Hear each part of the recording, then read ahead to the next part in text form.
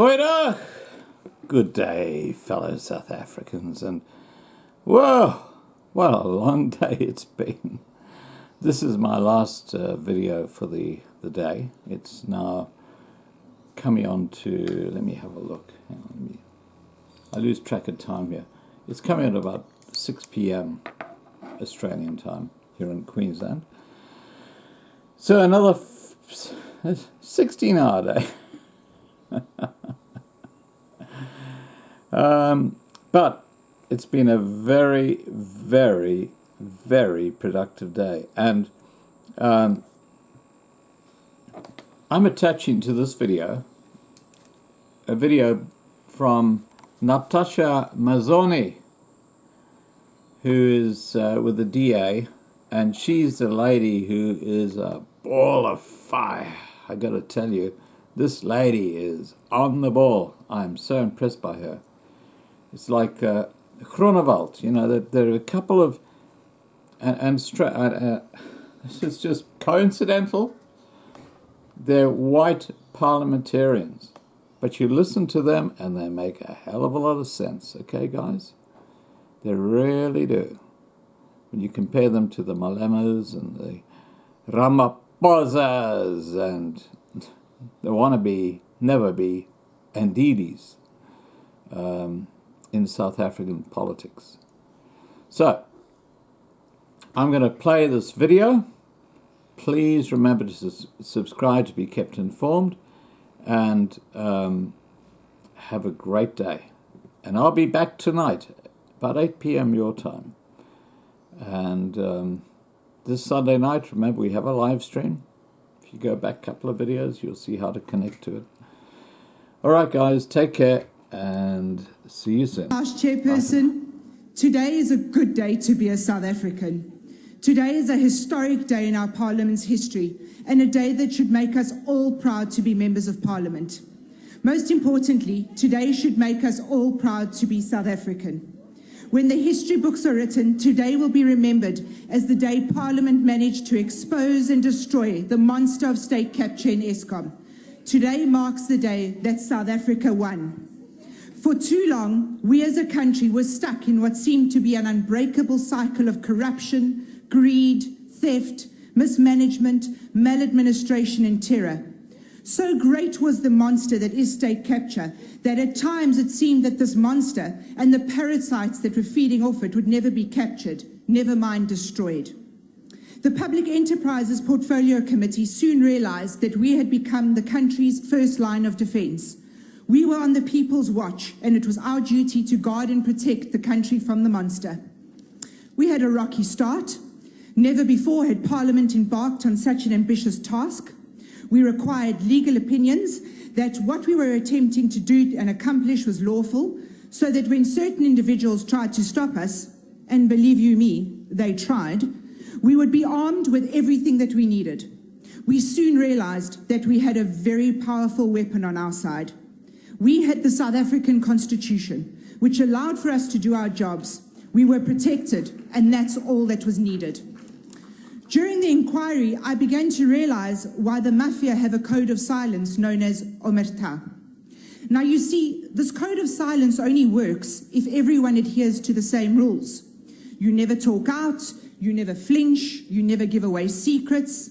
Thankfully, like most bullies and parasites, once you have them in a corner, they quickly buckle under pressure, as they possess no real courage and they depend on one another to keep safe. It took one parasite to break omerta, and the floodgates were open. What happened during the Public Enterprises inquiry into state capture at Eskom played out in the public like a James Bond movie. It was hard to believe that those who were walking amongst us had managed to amass the power that they had due to the protection that they were receiving from the very highest echelons of power. They had virtual free rein to pillage Eskom and rob South Africa blind. In one piece of testimony, I asked a witness, why didn't you report what was happening when you realized something was wrong? The answer, quite simply, was actually this: who do you report it to when it goes straight up to the very top? I must emphasize that we did not only have parasites that came to give us evidence, Many brave South Africans came forward at huge personal cost to tell us exactly what was happening. To those who volunteered to testify and give us information to help with the inquiry, I would like to offer my sincere thanks. You have proved that good will always triumph over evil. You are proof that in a world dominated by corruption, there are good people who are brave enough to fight, and you can be called true patriots.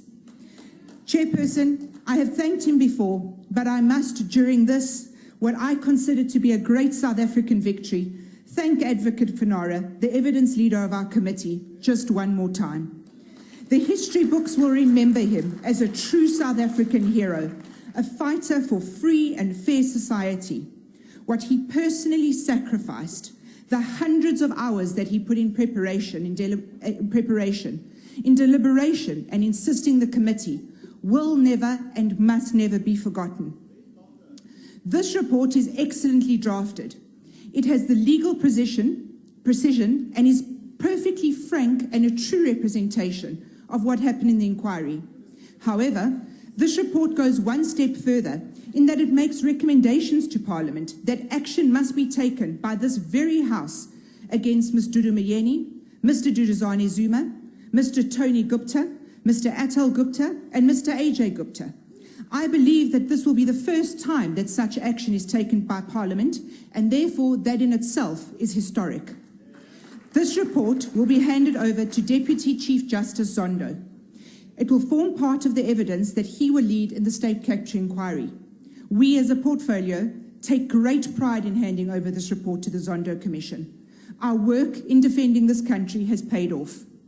We recommend that a number of people are also called to testify before the Zondo Commission, including Mr. Brian Crimea River Malefi, Dr. Benin Gubani, Mr. Anoj Singh, ex-Minister Lynn Brown, and ex-Minister Malusi Gigaba, to name but a few. Information that is currently being uncovered is proving that these individuals will have more than just Eskom to worry about when they face the Zondo Commission. Dirty hands were also all over Denel, Transnet, Alex Corp, and many other state-owned entities. Speaker, today is indeed a great day to be a South African. Today we prove to our country that we can and will triumph over evil. Today we prove that if you remain brave, steadfast, and determined, you will win. Today we prove that South Africans are brave, kind, and resilient. Today we understand what that feeling is. That particular flame that burns deep inside of you. It's inside all South Africans. It's a feeling of pride. It's a feeling of pride that we have, that although we have shame in our government, we are completely proud of our country. Speaker, it's that proudly South African feeling that makes you want to hug someone when you're out of the country and you hear someone say, Etara, shap shap, or how's it? It's that feeling that tells us that we're stronger and better and undefeatable when we are together. It is that flame that burns inside us that tells us no matter how hard they will try to divide us, we will always remain united. It is that flame inside of us that reminds us of the preamble to our beautiful Constitution that says, we the people of South Africa recognize the injustices of the past, honor those who suffered for justice and freedom in our land, respect those who work to build and develop our country, and believe that South Africa belongs to all who live in it, united in our diversity. Today I say to the people of South Africa, being elected as a member of Parliament is the greatest honour of my life. This report is not only a victory for Parliament, this is a victory for all the people of South Africa. To my colleagues on the committee, I salute you all. I am proud to stand beside you, and I must tell you that the pleasure has been all mine in working with each and every one of you. Chairperson, today is indeed a very